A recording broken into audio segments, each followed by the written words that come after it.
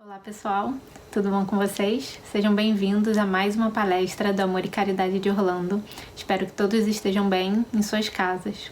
Para começar hoje, eu vou começar lendo um trecho do livro Fonte Viva, de Francisco Cândido Xavier, pelo Espírito de Emmanuel.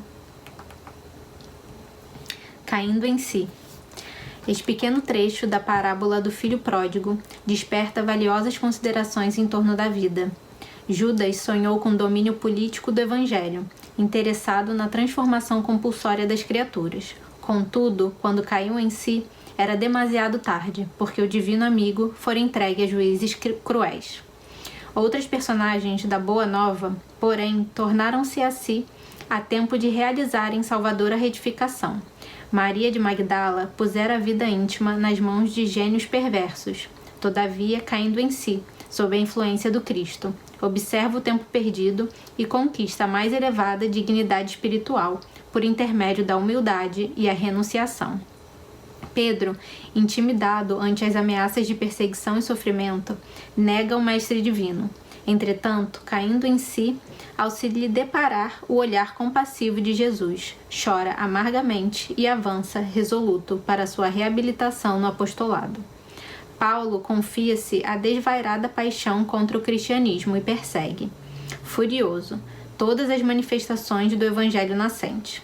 No entanto, caindo em si, perante o chamado sublime do Senhor, penitencia-se dos seus erros e converte-se num dos mais brilhantes colaboradores do triunfo cristão.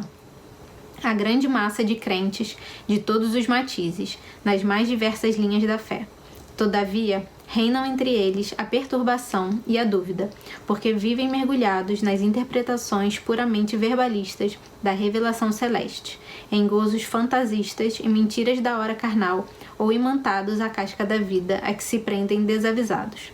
Para eles, a alegria é o interesse imediatista satisfeito, e a paz é a sensação passageira de bem-estar do corpo de carne, sem dor alguma, a fim de que possam comer e beber sem impedimento.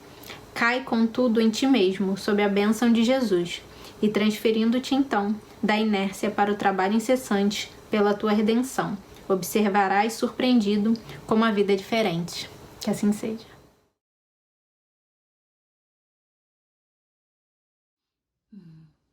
Olá pessoal, bom dia, boa tarde, talvez boa noite, dependendo do horário que vocês estão clicando aí para acessar a nossa conversa. Hoje em dia, né, com a força da tecnologia, nós podemos se conectar com apenas um toque, a hora que quiser. Então, sejam muito bem-vindos à nossa palestra nesse dia de hoje. Queria agradecer essa oportunidade de estar aqui com vocês, aprendendo um pouquinho mais, porque toda vez que a gente estuda um pouco sobre o conteúdo, a gente aprende muito mais. Então, sou muito grata por essa oportunidade da gente estar aqui reunido. E queria começar falando um pouquinho por que desse tema da comunicação na família, né? A família em si, o núcleo familiar, é a base para todas as nossas relações na sociedade. Tudo que acontece na família nos dá as ferramentas necessárias, as habilidades necessárias para nós estarmos prontos para viver em sociedade. Então, tendo dito isso, né, a comunicação especificamente na família, o motivo pelo qual nós estamos focando nisso é que, devido ao momento que muitos de nós estamos vivendo durante essa pandemia, nós estamos passando muito mais tempo com a nossa família do que estávamos acostumados a passar. E essa experiência desse tempo extensivo com os nossos familiares, para alguns tem sido uma experiência muito favorável, de tempo passando junto e de fazendo coisas que normalmente não tem tempo de fazer. Porém, para outros, nem tanto. Para outros, talvez o trabalho, a escola era o refúgio do lar, né?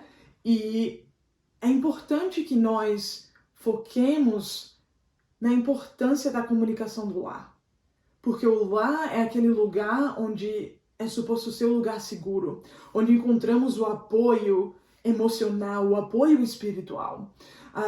Então, o que a gente vai falar um pouquinho aqui hoje, apesar do foco ser muito na comunicação na família, o que eu quero iterar para aqueles que talvez não têm família aqui ou moram com roommates, os familiares estão no Brasil, antes de vocês desligarem a palestra e falar, isso vai ser só sobre comunicação na família, eu quero enfatizar que a comunicação em si é uma habilidade essencial para a nossa vida em geral, para qualquer tipo de relação, não só na família, né? Um relacionamento profissional, inclusive hoje em dia várias empresas estão focando muito em projetos, em treinamentos, na habilidade de se comunicar efetivamente.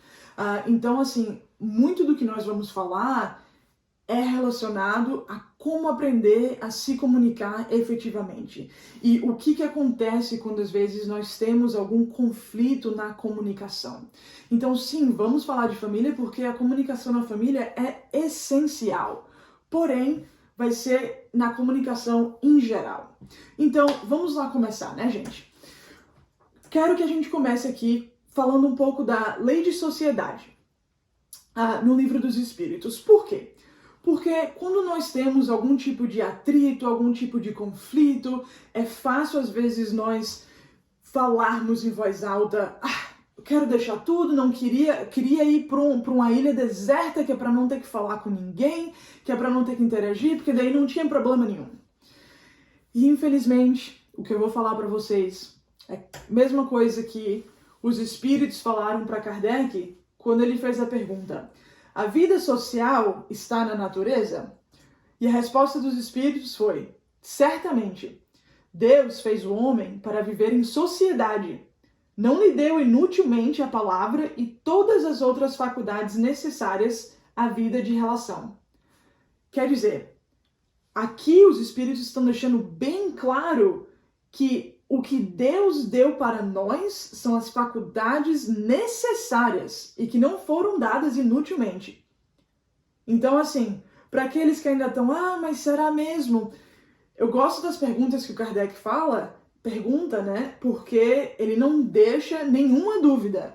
Ele ainda vai lá, enfatiza um pouco mais na próxima pergunta e pergunta: é contrário à lei de natureza, então, o isolamento absoluto? E os espíritos? Sem dúvida, pois que, por instinto, os homens buscam a sociedade e todos devem concorrer para o progresso, auxiliando-se mutuamente. Então, assim, é importante que nós façamos a ressalva de que, primeiro de tudo, para nós evoluirmos espiritualmente, essa evolução não depende apenas de nós. A nossa evolução é baseada na evolução do nosso espírito, porém também a evolução dos espíritos que estão ao nosso redor, os espíritos que estão ao nosso meio.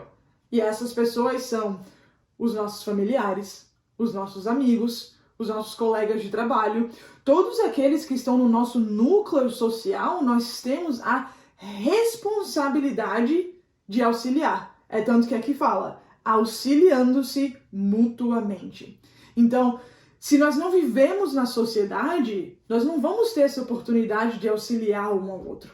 Então, essa ideia de que, quero ir para uma ilha deserta para não ter que falar com ninguém, lidar com ninguém, acabou, gente. Não tem como, infelizmente. Desculpa se eu estraguei os planos de aposentadoria de alguém por aí, mas o necessário é nós vivermos em sociedade, né? Então, o que isso tem a ver com a família, né? Então, continuando aqui, a pergunta 775 que Kardec fez ao Espírito foi: confirmar, então, qual seria para a sociedade o resultado do relaxamento dos laços de família? E a resposta dos Espíritos foi bem sucinta, foi bem ao ponto mesmo. Eles falaram uma recrudescência do egoísmo. E, gente, talvez vocês estejam que nem eu tava quando eu li essa resposta. Que danado que significa recrudescência? E eu pesquisei. Eu vou ser bem honesto e dizer que eu pesquisei. O que isso significa é um aumento, uma intensidade. Então, o que os espíritos estão dizendo aqui? Se os laços de família são deixados para o lado, né? São relaxados. O que isso significa para a sociedade? Significa o aumento do egoísmo, né? Então, quando a gente continua lendo um pouquinho mais, a vida em sociedade é necessária para o desenvolvimento ético e moral dos indivíduos responsáveis pelo grupo familiar, ensaiando passos para ampliar os relacionamentos com outros segmentos humanos. E isso é uma frase de Joana de Ângeles, e o que eu gosto dessa frase é que, assim, retifica tudo, adiciona, né, completa tudo o que os espíritos responderam pra gente no livro dos espíritos, quando Kardec perguntou. Então, assim, o bom é ver que, né, os anos atrás, as décadas atrás que o livro dos espíritos foi escrito, tudo isso vai em conjunto com as informações que a gente recebe de informações há não muito tempo atrás, que veio por Joana de Ângeles. Então, continuando um pouco mais, né, existe um livro de Divaldo Pereira Franco que se chama Constelação Familiar. Esse livro também é disponível em inglês para aqueles que queiram. Tem inclusive disponível pelo Amazon, pelo iTunes e pelo Google Play Store também. Então é um livro maravilhoso que fala da importância da família, fala da convivência em família, a responsabilidade que nós temos um com o outro nessa encarnação, né? Então é um livro que, gente, é bem curtinho o livro, as letras são grandes, o livro é fininho, tem mais ou menos, acho que umas 150 páginas, o que para um livro essencial da espírita não é muita coisa, né? Então, assim, para aqueles que querem, eu realmente recomendo ler esse livro, porque para mim foi muito edificante, não só preparando para essa palestra, esse já era um livro que eu tinha lido há um pouco de tempo atrás, e eu reli muito dos capítulos se preparando para essa palestra, porque realmente as informações que tem nesse livro relatam muito do que muito de nós vivemos no nosso núcleo familiar. Então, uma das frases que tem nesse livro é: no pequeno grupo doméstico, inicia-se a experiência da fraternidade universal, ensaiando-se os passos para os nobres cometimentos em favor da construção da sociedade equilibrada. Em razão disso, toda vez que a família se entibia ou se enfraquece, a sociedade experimenta conflitos, abalada nas suas estruturas. Então, assim, quando a gente pensa, né, nos conflitos, talvez nas adversidades que nós temos em família, às vezes nós apenas pensamos como isso afeta a nossa família. E é importante nós termos a consciência da nossa responsabilidade para com o mundo, para com a sociedade, para com todos aqueles que estão lá fora. Porque a nossa responsabilidade espiritual não é só aqui dentro, não é apenas o nosso núcleo familiar. Claro que é a responsabilidade maior, porque tudo começa ali. Eu não posso ser uma pessoa maravilhosa lá fora se eu não começar dentro de casa, né? Os ensinamentos, a prática, a boa conduta, a caridade, a benevolência, a paciência, tudo isso começa dentro da nossa casa. Uma vez que nós praticamos isso, que nós exercemos esses valores dentro de casa, isso automaticamente vai traduzir para as nossas relações lá fora. E o interessante que eu gosto daqui é que fala da construção da sociedade equilibrada. Então não é apenas as relações da sociedade, não. É a nossa responsabilidade em contribuir para que nós tenhamos uma sociedade equilibrada, né? Então, a gente continuando aqui, a gente fala da importância do lar, né? E muitos igual nós falamos dos valores, é o valor do entendimento, né, da importância dessas morais. Porque no lar, gente, nós aprendemos as nossas morais, que é o quê? É saber o que é certo e o que é errado. Muito dessa fundação vem no lar, vem dos nossos pais. E como pais, temos a responsabilidade de ensinar isso aos nossos filhos. Mas é importante nós lembrarmos que nós não precisamos de título de pai e mãe para termos essa responsabilidade de ensinar o que é certo e o que é errado. Essa responsabilidade nós temos para com todos aqueles que estão ao nosso redor, né? Porque muito desse ensinamento vem do exemplo. Então, se nós estamos praticando essa característica, se nós estamos vivendo pelo Evangelho e vivendo pelo que é certo ao invés do que é errado, nós estamos já assim ensinando todos aqueles que estão lá fora, né? Então, assim, a minha consciência me diz o que é a moral, né? A pergunta 621 do Livro dos Espíritos, eles perguntam onde consiste essas leis de Deus, onde que está essas leis morais. Então, está na nossa consciência. Porém, a nossa consciência, os meus valores, me fazem entender o porquê do que é certo e o que é errado, né? Além de tudo isso, né, no lar, como nós falamos, é onde vem o apoio, tanto psicológico como material, como físico. No lar é onde nós construímos esse castelo que nos protege do mundo lá fora. E não é protege no sentido de que aqui dentro qualquer coisa pode acontecer e lá fora, né? Lá fora é o mundo cruel, não é isso. Porém, a base que é construída num lar nos prepara para o mundo lá fora. Porque no lar nós temos essa proteção que é a força, que é o conhecimento, que nos protege das vicissitudes para nos preparar a lidar com tudo que tem lá fora. No caso, é a escola primária, né, do nosso desenvolvimento, e com isso também é o guia para o nosso espírito, para essa nossa encarnação existencial. Desse livro que nós falamos agora há pouco, do Divaldo, tinham algumas frases que eu gostaria de dividir com vocês durante essa palestra, que falam muito disso, que é da importância do lar, mas também como da importância da comunicação. Então aqui, o lar é, portanto, a sublime escola de dignificação humana, onde se aprimoram os sentimentos e se orientam os conhecimentos intelectuais ao lado daqueles da natureza moral para o real desenvolvimento humano. E daí eles continuam. Infundirão exemplos demonstrativos do valor do conhecimento, do caráter, da honra, da convivência doméstica, representando os segmentos sociais da vida em comum com os demais membros da humanidade.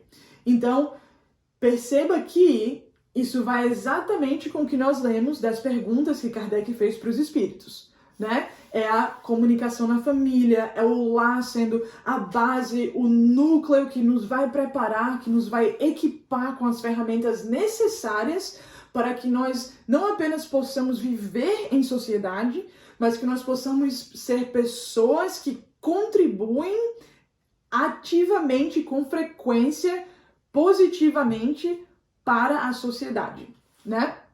Então, continuando aqui um pouquinho desse livro, novamente, tem uma frase que fala assim: quando apenas uma nota se encontra desafinada em um instrumento musical, o todo sinfônico padece as consequências perturbadoras da ocorrência. Da mesma forma, quando alguém se destrutura emocionalmente, ocorrem efeitos no grupo familiar, que, por sua vez, influenciam a sociedade como um todo. Então, assim, quando a gente pensa, talvez, em algum conflito, alguma desavença, digamos que um entendimento, por maior básico que seja, que nós tivemos com alguém da nossa família, né? Ou talvez até um amigo, pode ser com o nosso roommate. Às vezes, esse desentendimento, esse conflito, essa desavença que aconteceu, nos afeta tanto emocionalmente, internamente, que nos abala ao ponto que isso sai com a gente. E isso afeta as nossas relações lá fora. Imagina quantas vezes, às vezes nós possamos, talvez, termos entrado em algum atrito e daí fomos para o trabalho, né, e levamos aquilo com a gente. ai meu Deus, que eu briguei com fulaninho e eu não acredito que fulaninho falou aquilo, e eu não acredito que ele pensa daquela maneira, como que ele pode falar aquilo? E a gente vai carregando aquilo pro resto do dia. Então, vem um colega de trabalho e dá um bom dia, a gente nem responde. Ou dá um bom dia e a gente fala, bom dia. Quando normalmente, se nada tinha acontecido, se nós estávamos em paz com nós mesmos, nós falaríamos, bom dia, como vai? Tem um dia excelente, uau! Hoje é domingo, que maravilha, né? Perdão, então, quando a gente fala desse efeito que tem perante a sociedade, é o entendimento que quando nós estamos bem com nós mesmos, quando estamos bem com aqueles que estão ao nosso redor, nesse núcleo familiar, tudo isso vai traduzir para como nós lidamos com os outros na sociedade. Então, por isso é tão importante. Então, assim, eu acho que agora a gente já enfatizou bastante, já entendemos bastante, né, essa importância do núcleo familiar. Então, vamos passar um pouquinho do que tudo isso tem a ver com a comunicação, né? Perdão, gente. Quando falamos de conflito, né? De onde surge esse conflito? Existe um psicólogo inglês que se chama Leon Festinger. E o que ele fala é que as pessoas, elas esperam consistências. As pessoas esperam que as coisas vão acontecer da maneira que elas esperam, ou da maneira que elas imaginam, da maneira que elas aconteceram no passado. E o que acontece? Quando tem algo que é diferente dessa consistência, quando tem algo que acontece que é diferente do que nós esperávamos, ou do que nós queríamos às vezes, isso cria uma dissonância. E o que a dissonância é, nada mais é do que aquele sentimento de que tem algo de errado. Não tá tudo bem, não tá as coisas como eu imaginava que elas iam ser, eu não estava preparado para isso. Então é aquele sentimento de que, assim, as coisas não estão balanceadas, as coisas não estão como eu penso que elas deveriam ser. E o que acontece? Quando a gente está nesse ciclo aqui, que criou essa dissonância, nós ficamos predispostos a fazer o que for necessário para restaurar essa consistência. E o que são essas inconsistências, né? Vamos entrar um pouquinho mais em detalhe. Então aqui nós temos as consistências, e são consistências do quê? De pensamento, de atitude, de valores, talvez de comportamento. O que significa? De pensamento, por exemplo, teve um estudo que foi feito no Canadá, que quando perguntaram a pessoas que estavam fazendo uma aposta numa corrida de cavalos, essas pessoas faziam a aposta e antes disso perguntavam para elas: com quanta certeza você tá que esse cavalo que você pretende fazer a aposta vai ganhar? E às vezes a pessoa falava, baseado nas informações, eu acho que eu tenho uns 20, 25% de certeza, né, de confiança que esse cavalo vai ganhar. E daí o que eles fizeram? As pessoas iam lá, faziam a aposta e eles reentrevistavam essas mesmas pessoas para saber agora se mudou, depois deles realmente fazerem a aposta, se mudou o percentual de confiança, se mudou a opinião que eles tinham sobre a situação. E o que eles encontraram é que,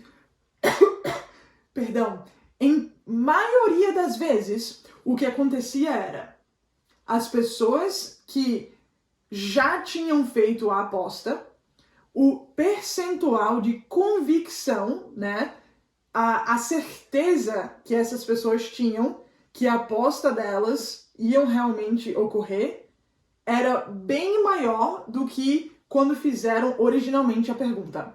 Então, digamos assim, o percentual, não é esse percentual específico, tá, gente? Mas só para esclarecer, a pesquisa em si era o seguinte: antes de você fazer a aposta, qual a sua convicção que essa aposta vai ganhar?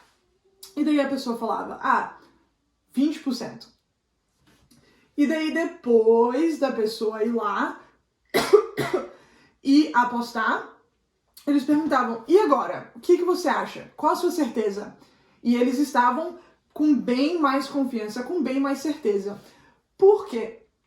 Porque quando nós colocamos um pensamento, uma ideia na nossa cabeça e vamos lá e agimos e atuamos em relação a essa ideia, nós não queremos contradizer com o que nós mesmos dissemos anteriormente, né? Então, muito que essas pessoas, né, nessa pesquisa pensavam era o seguinte: bem, não, se eu fiz a aposta, se foi essa a minha percepção, claro que eles vão ganhar, porque senão eu não teria apostado, então, não, eles vão ganhar sim.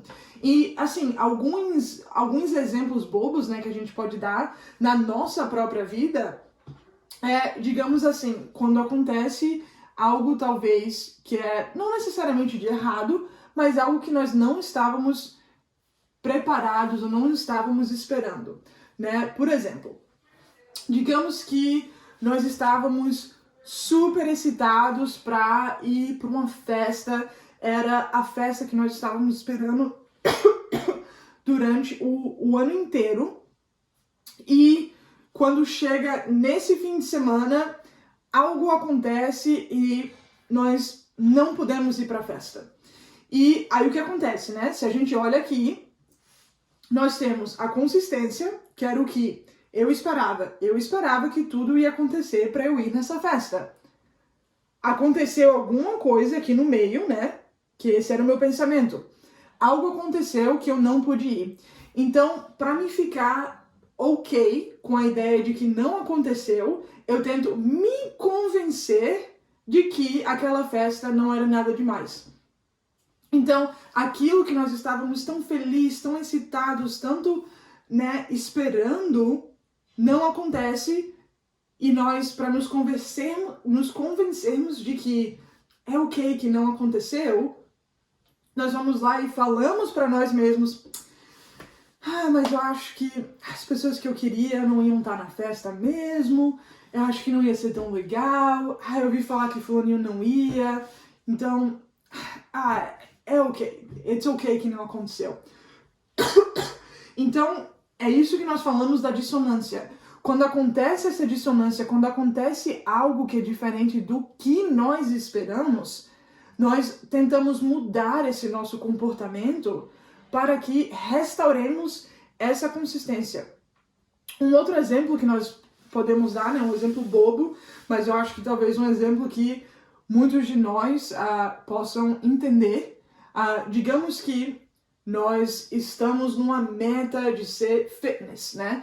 Estamos numa meta de fazer exercício todo dia, e nós vamos lá, estamos correndo 5 vezes por semana, estamos super, assim, felizes, excitados, bem orgulhosos, né, que nós estamos fazendo isso. Afinal, nós sabemos da importância do exercício para a saúde e tudo isso. E daí chega um dia que nós falamos: hoje eu quero aquele bolo de chocolate super recheado, com 5 camadas, e nossa, aí a gente para e pensa: mas isso não está em consistência com o que eu tenho planejado. Isso não está em consistência com o comprometimento que eu fiz comigo mesmo. Daí nós vamos lá e comemos o bolo de chocolate.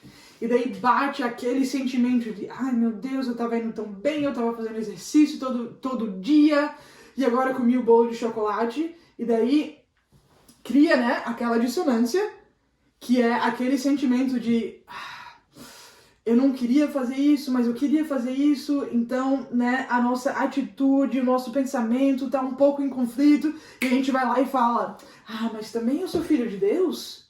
Eu sou filho de Deus, eu tenho exercitado por tanto tempo, eu mereço comer esse bolo de chocolate. Quer dizer, nós alteramos a nossa opinião, a nossa percepção anterior para que a nossa opinião, o nosso pensamento volte a ter consistência, né? Então, nós vamos falar um pouquinho mais sobre isso, que é, no caso, a teoria do balanço. Isso é uma teoria muito conhecida na psicologia, especificamente na área de comunicação. E o que fala aqui é que existem 3 coisas quando nós estamos falando de uma comunicação, né? Existe você, existe uma outra pessoa, que nesse exemplo aqui nós vamos usar o parente, mas o parente pode ser o amigo, o pai, a mãe, o filho, seja o que for. E existe um estímulo, que nesse caso aqui, no nosso exemplo, nós vamos dar um exemplo bem bobo, bem básico, o que assim é básico para alguns, mas para outros é muito sério, né? O assunto de futebol. A gente não vai entrar em mérito de time, Série A, Série B, não se preocupem. Então, recapitulando, temos eu como pessoa, a outra pessoa e um estímulo. E o que acontece é o seguinte, nessa teoria de balanço, quando as opiniões ou o pensamento, a atitude, os valores estão todos iguais, nós temos a consistência. Portanto, não tem nenhuma dissonância, não tem nenhuma diferença, nenhum atrito, nenhum conflito, né? Então, por exemplo, aqui estamos nós gostamos muito de futebol, nós gostamos muito desse parente. E esse parente também gosta de futebol. Então, tá tudo tranquilo, tá tudo balanceado, porque eu gosto de futebol, gosto do meu parente e o meu parente gosta do futebol. Então, a gente pode sentar, pode assistir o futebol e tá tudo muito bem.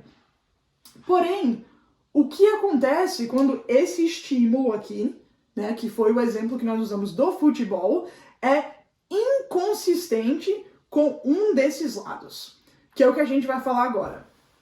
Daí, aqui estamos nós, aqui estão os nossos pais, e digamos que esse estímulo é relacionado aos nossos filhos, né? Digamos que existe um conflito, como eu decido criar os meus filhos e como os meus pais pensam que eu devo criar os meus filhos. Então, eu penso de uma maneira e os meus pais pensam de uma maneira. Eu amo os meus pais, de paixão, de coração, sou grata por tudo que eles fizeram, de como eles me criaram. Porém, existem coisas que eles querem que eu faça para os meus filhos que eu discordo. E aí vem aquela dissonância. Eu amo meus pais, eu amo os meus filhos, porém, aqui o que os meus pais imaginam que eu devo fazer e o que eu quero fazer divergem. E agora, e se a gente troca, talvez, dos filhos para, talvez, respeito? E vamos pensar que ao invés de ser nossos pais aqui, tem o nosso esposo, a nossa esposa, namorado, namorada, e nós estamos falando de respeito. Como eu vejo respeito e como ele vê respeito é completamente diferente. Quer dizer, vem a dissonância, vem a diferença nos nossos valores, nos nossos pensamentos. Então é muito isso de onde o conflito vem.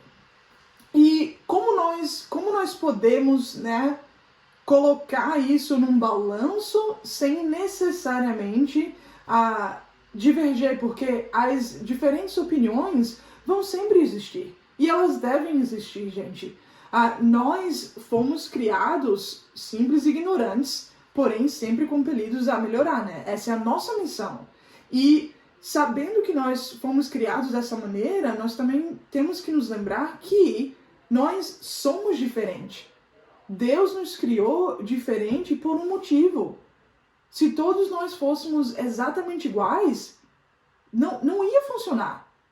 Eu sei que eu não me aturaria se tivesse outra de mim. E imagino que talvez muitos de vocês talvez pensem da mesma maneira.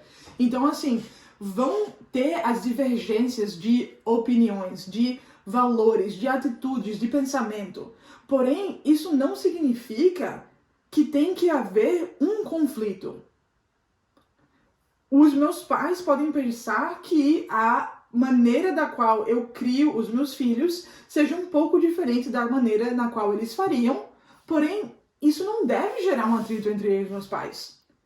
Se eu tenho um amigo que gosta de uma torcida de futebol e eu gosto de outra, não significa que eu tenho que deixar de ser amigo dele por conta disso. Então, é importante nós entendermos que nessas diferenças de valores, de opinião, de atitudes, a comunicação é essencial para que nós possamos manter esse relacionamento, construir um relacionamento positivo sem criar o atrito. Ou pelo menos saber como navegar, né, esse conflito. Então, o que nós temos aqui? Nós temos um outro método que é falado muito frequente na psicologia, em termos de comunicação. E o que isso fala aqui é que pensamos nisso aqui como diferentes parâmetros que o ideal é nós não estarmos nem lá em cima, nem lá embaixo, nem muito lá para a direita, nem muito para a esquerda. O ideal é a gente se unir e chegar no meio. E esse meio, o que é? É a conciliação. Né? É a habilidade de, às vezes, ceder, mas não ceder absolutamente tudo e aceitar tudo que todo mundo fala, porém, ter aquela conciliação, aquele entendimento, né? Então, vamos falar um pouquinho mais disso aqui, e o exemplo que nós vamos usar é uma relação. Como falamos anteriormente, essa relação pode ser a relação com um pai, uma mãe, um filho, uma relação amorosa, uma relação no trabalho, seja lá o que for, é uma relação com uma outra pessoa, né? Então aqui em cima nós temos a relação importa muito, a relação importa ou ela não importa.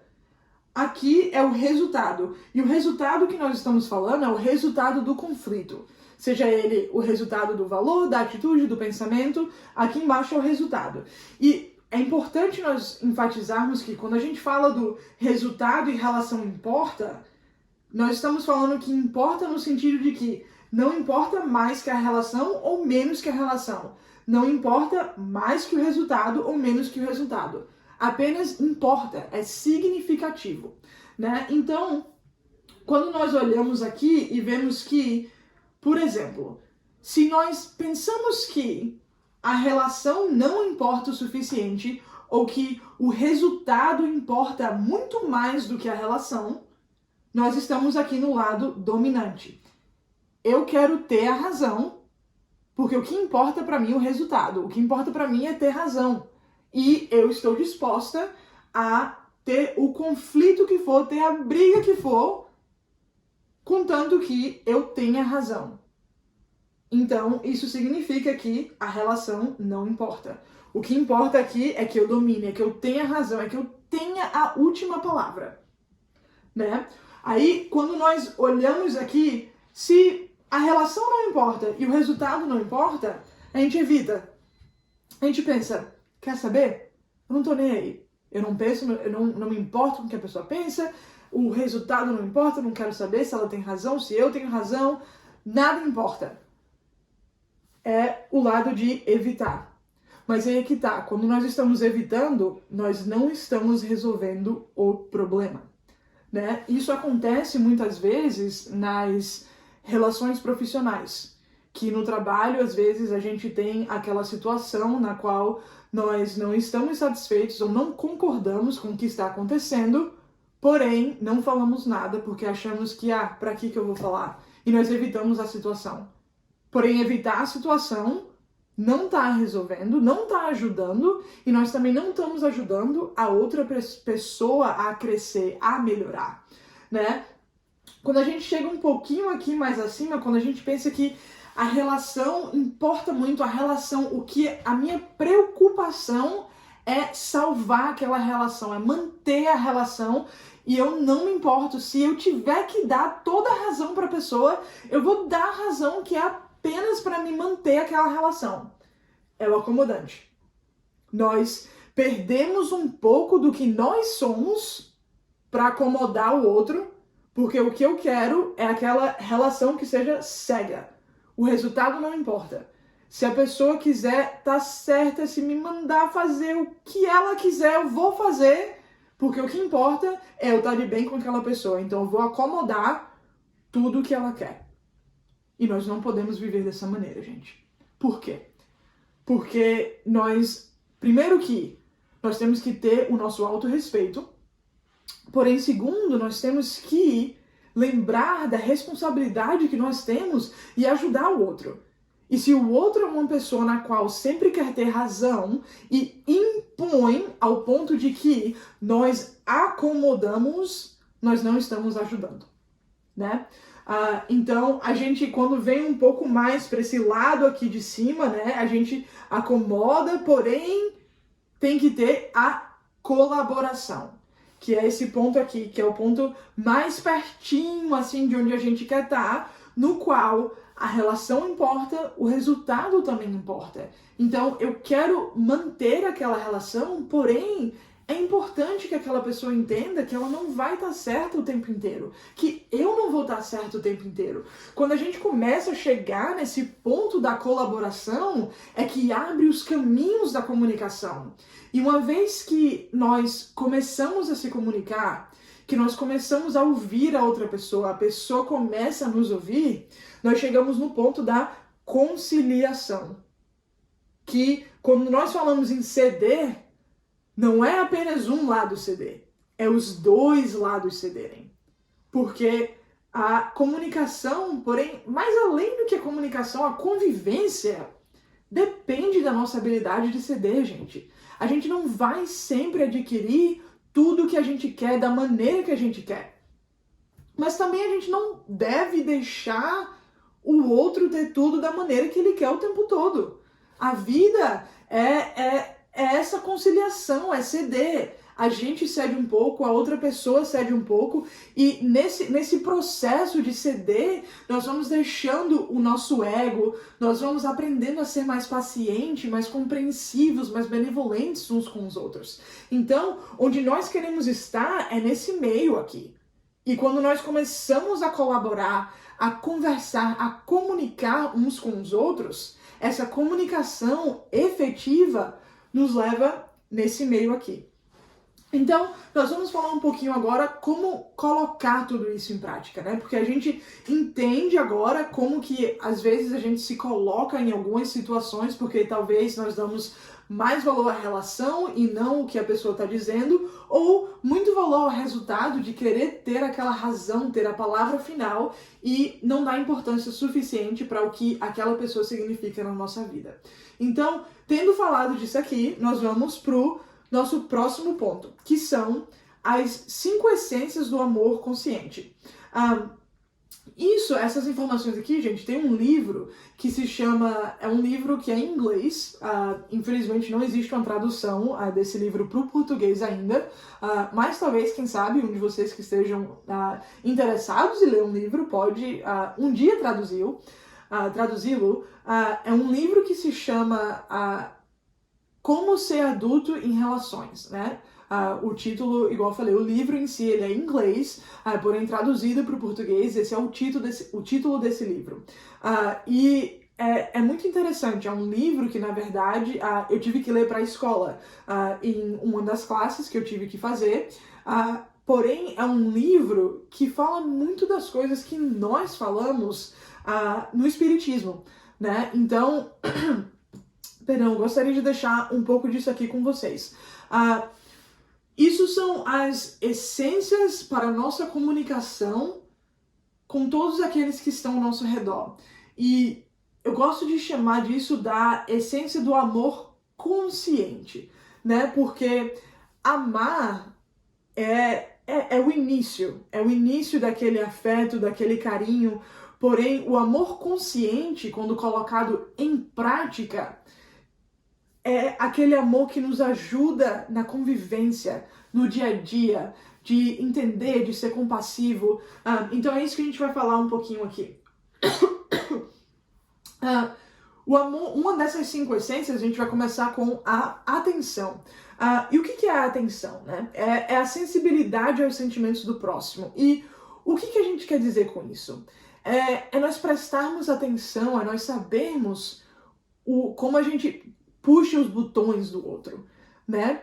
Porque quando nós convivemos, nós sabemos exatamente o que machuca o outro, o que talvez o outro tenha medo, as preocupações que o outro tenha. Quando nós prestamos atenção, nós escutamos ativamente, né? Se alguém está falando com a gente demonstra atenção. Quando a pessoa falou pra gente há uma semana atrás que no trabalho eles iam ter uma apresentação muito importante e a pessoa não fala mais nada pro resto da semana, passa uma semana quando chega o dia da apresentação e você chega lá e fala: eu sei que hoje é a sua apresentação, uma boa sorte, espero que tudo corra bem. E aquela pessoa pensa: uau, eu te falei isso uma semana atrás, eu não tenho falado mais nada disso. Como que tu lembrou? Isso mostra que nós estamos prestando atenção. E muitas vezes, gente, a maneira na qual nós demonstramos isso, né, é escutar para realmente ouvir o que o outro está dizendo. E não escutar apenas para quando a pessoa parar de falar, a gente já falar o que a gente pensa, né? Muitas vezes numa conversa, especificamente num conflito, a gente tá ouvindo a outra pessoa falar, mas não é que a gente tá escutando, não. Tá entrando para um lado e saindo pelo outro. A gente apenas tá esperando a pessoa dar aquela pausa para pegar o fôlego e a gente cortar e falar o que a gente pensa. E isso não é escutar com atenção, né? Então é muito importante a gente lembrar dessa essência para nossa comunicação efetiva. E daí nós temos a aceitação, que é escutar de coração aberto. E o que isso significa? É nós escutarmos sem nenhum julgamento, sem nenhuma predisposição, né? E nós aceitarmos o que o outro tem para dizer. Nós podemos criar esse espaço para que, digamos que os nossos filhos, se nós aceitamos de coração aberto, de mente aberta, aquela informação que está vindo para nós, aquela pessoa vai se sentir confortável em dividir qualquer outro tipo de informação que talvez no futuro seja bem mais importante com nós. Porque com a gente eles se sentem seguros, eles se sentem aceitos, se sentem confortáveis de conversar sobre assuntos, sabendo que aqui é um lugar seguro. Um lugar no qual nós podemos conversar e não vai ter nenhuma predisposição ou nenhum julgamento. O próximo ponto é a apreciação. E o que a gente quer dizer com isso, né? É a admiração e o respeito. Como uma planta que precisa de água para sobreviver, o ser humano, gente, precisa dessa apreciação, dessa admiração, desse carinho. E o que a gente quer dizer com isso aqui, né? É a gente dizer um obrigado, de a gente agradecer aquelas pessoas que estão no nosso caminho, as oportunidades de ensinamento que elas nos têm dado. Conta qual foi a última vez que nós chegamos para alguém que nós admiramos e dissemos: uau, eu admiro o que você faz, eu admiro o teu trabalho, eu admiro a tua dedicação, eu admiro a sua paciência que você tem com seu filho, né? É uma coisa que muitas vezes nós pensamos, porém nós não colocamos esse pensamento em ação. E é importante nós praticarmos isso com aqueles que estão no nosso meio. Até porque, gente, essa apreciação vai dar aquela força, aquele gás para a pessoa ver e entender que o que eles estão fazendo é correto, né? Então, o outro que nós temos aqui é a afeição. E a afeição, a gente pode abranger a afeição física, né? Que é um amor, um carinho, a emocional e a espiritual.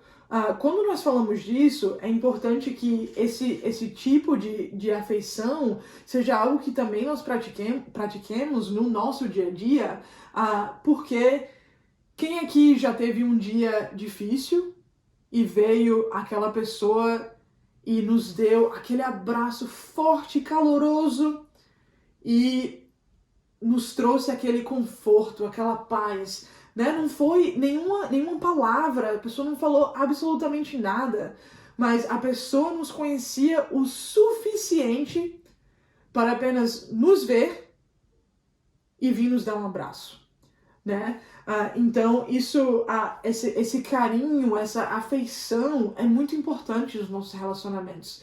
Tanto a física como também a emocional, né? E a emocional é em relação desse espaço, de nós podermos prover esse espaço seguro na qual as pessoas vão se sentir à vontade, vão se sentir bem e confortáveis de dividir conosco, né? A jornada delas, seja essa parte da jornada de dificuldade, de oportunidade, seja ela lá o que for, quando nós criamos isso, essa pessoa encontra em nós um forte na qual elas podem se abrir e se confidenciar.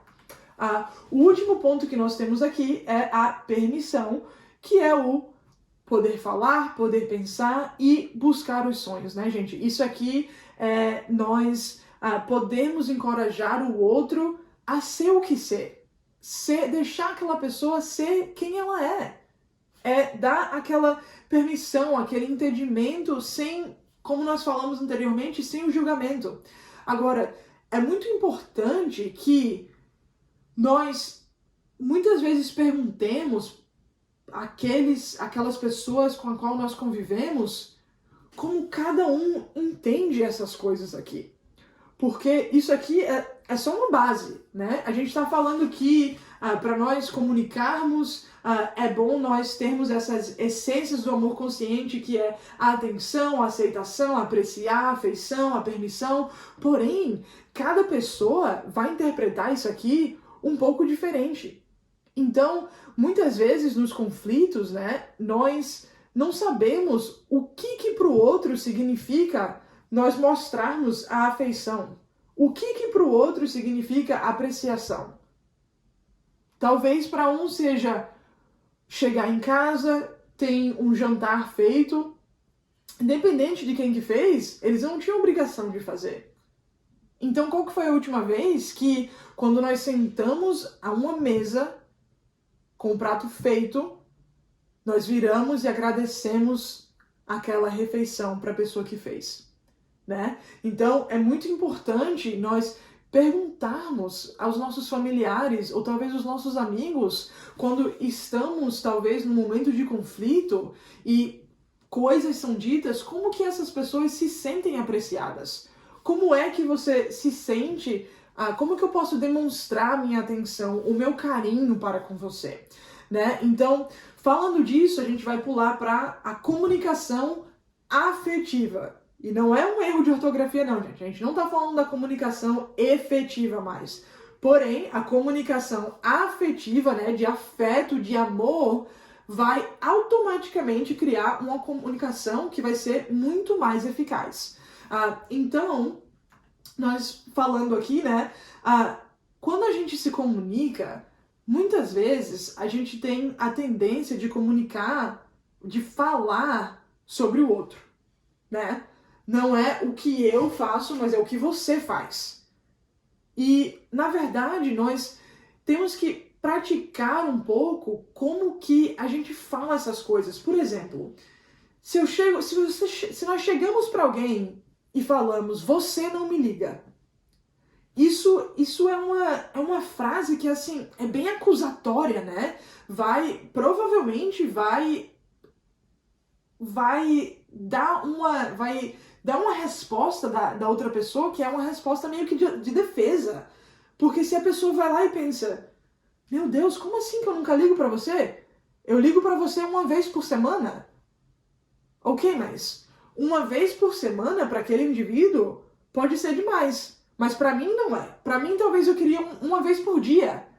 Mas essa frase do nunca é muito forte, gente. Então a gente tem que tomar muito cuidado quando a gente fala as coisas, porque essas palavras como nunca ou sempre, criam uma divergência muito grande, porque nem tudo é preto e branco, né? Então, se a gente fala nunca me liga, é uma coisa que é bem carregada, e a pessoa com a qual nós estamos falando vai levar isso na defensiva.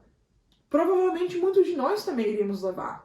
Então nós temos que praticar como que nós podemos falar coisas que focam nos nossos sentimentos. Porque no fim do dia, não é o fato de aquela pessoa nunca ligar, ou talvez não ligar com a frequência que a gente quer. O problema em si é que nós nos sentimos de uma maneira negativa quando essa pessoa não nos liga. Então, por que nós estamos falando daquela pessoa? Nós temos que falar do nosso sentimento, né? Então, se nós estivéssemos praticando, ao invés de falar, você não me liga, olha só como soa bastante diferente quando a gente fala, sinto saudades de falar com você, né? É bem diferente. Se a gente fala, você nunca me liga, a gente automaticamente... Como assim? Eu ligo uma vez por semana? Como assim que eu nunca lhe ligo? Você quer que eu ligue com mais frequência? Mas se a pessoa chega pra gente e fala, eu sinto saudade de falar com você, a gente automaticamente se derrete. Fala, ai meu Deus, eu também sinto saudade de falar com você, como é bom a gente falar, conversar do que tá acontecendo, tá por dentro da vida um do outro. Ai, que saudade! É completamente diferente, gente. Um outro exemplo que a gente tem aqui é, você não tem tempo pra mim. Imagine se alguém fala alguma coisa dessa pra gente. Todas as ligações, as mensagens, os FaceTimes, os vídeos do WhatsApp, os memes que a gente envia, não serve de nada, né? Porque se a gente não tem tempo, a gente não passa tempo junto, a gente não faz nada. Porém, ao invés de a gente falar isso, se a gente fala, eu adoro passar tempo com você, e quando nós não fazemos isso, eu sinto falta. Quer dizer, novamente, nós não estamos focando no que o outro faz. Nós não estamos apontando o dedo para como o outro age. Mas sim estamos falando dos nossos sentimentos perante aquela situação. Um outro exemplo aqui que a gente tem. Você nunca se abre para falar comigo. Né? Isso aqui é uma frase que nenhuma mulher nunca falou. Mulher nunca falou isso aqui, de você não se abre, porque homem é bastante faladeiro, sabe? A gente não precisa nem perguntar o que tá passando na cabeça deles. Eles, assim, automaticamente já se abrem, falam tudo, né? Então, assim, essa frase aqui não foi nenhuma mulher que já falou alguma vez na vida. Então, ao invés de a gente falar isso, gente, né, que, mais uma vez, é uma frase que é, assim, bastante acusatória, é uma coisa que a pessoa fica muito na defensiva, porque talvez pensa, poxa, mas eu já falei disso, já falei daquilo, falei das coisas que me dão medo, das minhas preocupações, como assim que eu nunca falo com você, né? E se nós, ao invés disso, falássemos, eu gosto de saber o que passa na sua cabeça para que eu possa te ajudar, né? Agora, a gente vê que aqui tem uma ênfase, tem um foco no positivo, que é, primeiro de tudo, o motivo pelo qual eu pergunto é porque eu tenho a intenção de ajudar, né? Então, é muito importante, como nós falamos há um pouquinho atrás, nós entendermos como essas pessoas que estão nas nossas vidas se sentem amados, como eles se sentem respeitados. Porque a linguagem de respeito, a linguagem do amor, às vezes é diferente para cada pessoa. A maneira na qual eu me sinto amada, talvez possa ser diferente para outra pessoa. Talvez para mim, me sentir amada é você me trazer um bolo de chocolate com 5 camadas, com muito chocolate, com morango em cima, e para você e pro outro é trazer flores. E daí o outro vem, traz flores, crente, que vai chegar em casa abafando, pensando, eu tô trazendo flores, ela vai se sentir super amada, e daí quando o coitado, porque nesse ponto já é coitado, né, gente? Ele tá vindo com a melhor das intenções, traz as flores, eu olho para as flores e falo, mas você não me ama mesmo, né? tá me trazendo flores, eu não posso comer flores, eu quero um bolo de chocolate. Então, assim, é um exemplo bem singelo, né, gente? Bem bobo. Porém, imagina quantas das vezes nós entramos em atrito porque nós apenas não estamos comunicando o real sentimento que está dentro de nós. A gente não pode esperar que o outro vá saber como a gente se sente amado. É importante nós dividirmos isso, sermos sinceros. Se estamos numa conversa na qual a gente sente que nós não estamos passando o tempo que nós gostaríamos de passar com aquela pessoa, ao invés de acusar a outra pessoa de não ter tempo suficiente, por que a gente não fala o que tempo suficiente significa para nós?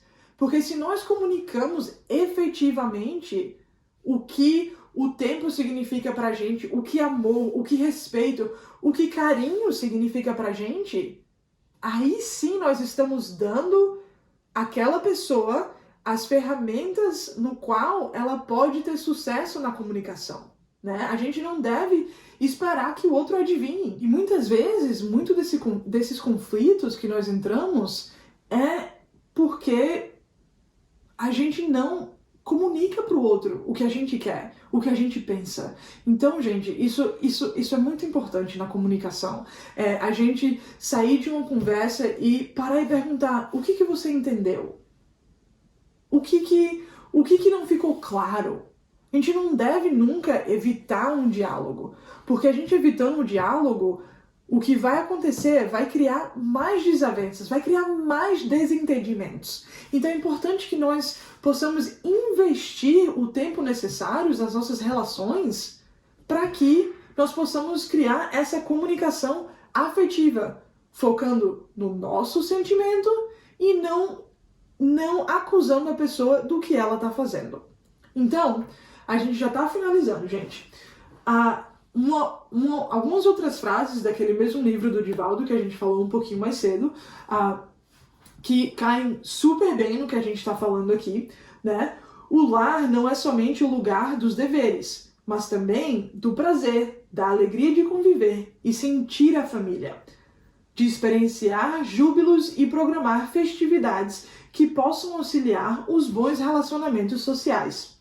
Por isso mesmo, é justo que possua um clima emocional agradável, de equilíbrio, em vez de ser um lugar onde as queixas e as reclamações fazem-se normais, de tal maneira que o ambiente está sempre contaminado de mau humor e de pessimismo.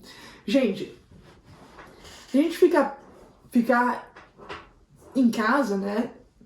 Principalmente nesse momento que a gente está vivendo da pandemia, o que é importante, eu quero enfatizar aqui que, claro que ficar em casa às vezes é difícil, né? Eu vejo muitos colegas postando falando que estão entediados de estar em casa e tudo isso, o que, gente, é compreensível, né? Porém, é importante que nós tenhamos a gratidão de que nós estamos em casa quando tem muitos outros lá fora que talvez não tenham um ar para estar dentro, né? É importante lembrarmos que nós não estamos presos em casa, nós estamos seguros em casa, né? Existem tantas pessoas que estão lá fora arriscando as suas vidas para salvar a do próximo, então é importante nós enfatizarmos isso. Porém, a ressalva que eu queria fazer aqui em relação a isso especificamente é esse ponto aqui, que não deve ser um ambiente que está contaminado de mau humor e de pessimismo. Gente, a única coisa pior de estar dentro de casa convivendo com essas pessoas é estar convivendo dentro de casa com pessoas que estão mal-humoradas e com pessimismo, né? É importante que nós lembremos disso. Nós temos a responsabilidade para com a esfera do universo, para com o nível de adiantamento, o nível de alegria que, por mais que seja difícil nesse momento, a elevação do planeta depende de nós. né? Depende de nós estarmos harmoniosos, de nós estarmos agradecendo por tudo que temos na nossa vida, os familiares, um lar, um teto, comida, o que é muito mais do que muitas pessoas lá fora têm, né? Então é importante de que nesse lar seja um lugar que sim, que traga o equilíbrio emocional, que seja um lugar alegre, no qual nós possamos ter uma boa convivência. Aqui embaixo fala, mesmo havendo dificuldades e problemas, como é perfeitamente natural, esses devem ser examinados com naturalidade, sem os extremos de revolta ou os escamoteamentos para disfarçá-los, dando-se uma falsa ideia de que tudo está bem. Então, gente, se vocês estão na família e tem algum conflito, não pensem, ai meu Deus, a gente brigou, é normal. Aqui mesmo, Joana de Ângeles falou nesse livro que as dificuldades e os problemas são naturais. Nós temos que voltar um pouco para a realidade e deixar de viver essa vida que nós postamos nas redes sociais. Nós temos que ser felizes na vida real, não só nas vidas sociais. Nas redes sociais, perdão. Hoje em dia, as pessoas postam nas redes sociais, né? E a gente olha e fala, uau, fulaninho, olha o que eles estão fazendo, quando, na verdade, gente, aquela foto que foi postada do encontro maravilhoso anual da família, passou todo mundo o tempo no telefone. Ninguém tava se harmonizando, ninguém estava conversando. Então, é importante aqui que nós esqueçamos essa farsa de que tudo tá bem.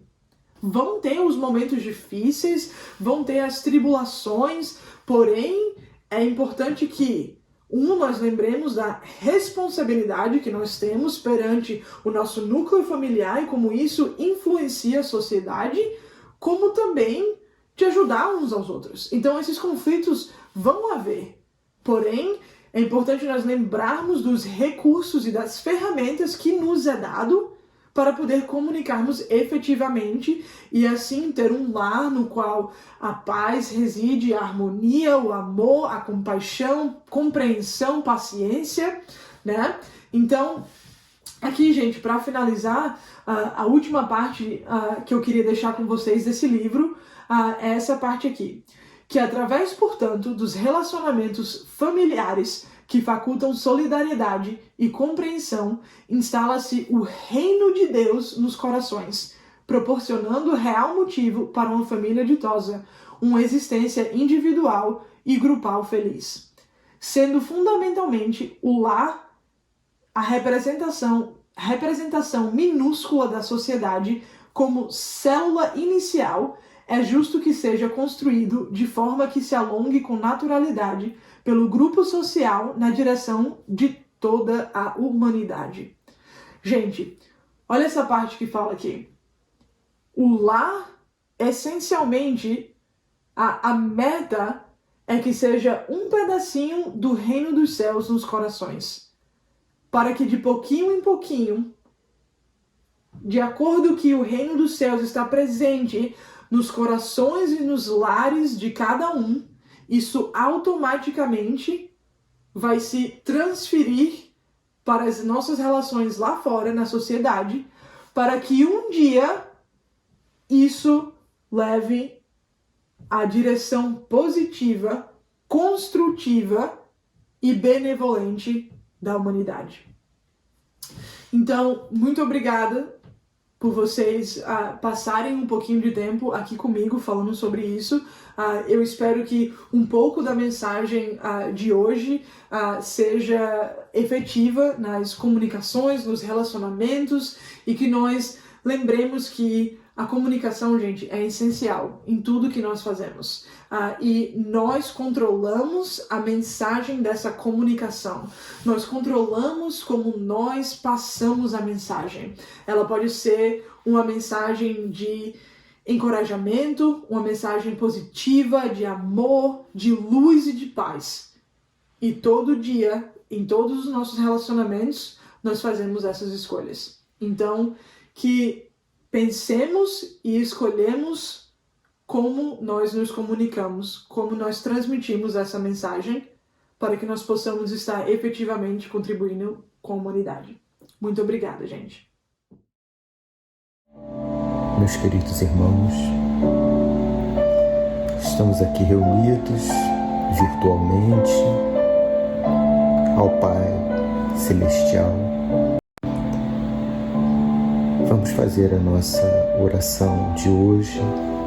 Aqueles que se sentirem à vontade podem fechar os seus olhos e abrirem seus olhos espirituais. Amado Pai, gratos somos a Ti, ó Pai, pela imensa luz que recebemos, por havermos despertado em mais uma manhã para aprendermos as lições do dia a dia.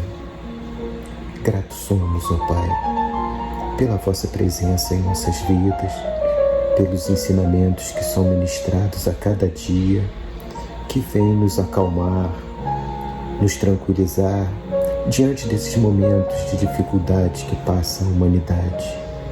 Compreendemos, ó Pai, que não estamos entregues ao mal, mas estamos, ó Pai, aprendendo uma lição que vai nos impulsionar como humanidade, que irá nos colocar num caminho melhor, num caminho de compreensão, de amor, de um para com os outros.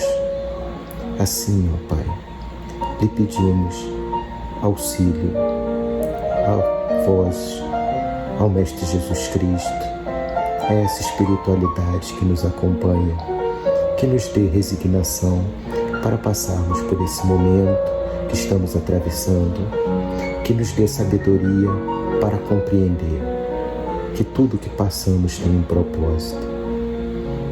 Assim, ó Pai, nos intua, nos inspire, para que o estudo de hoje nos traga mais e mais conhecimentos que nos aproximem de Ti. É o que lhe pedimos, ó Pai. Que assim seja, graças a Deus.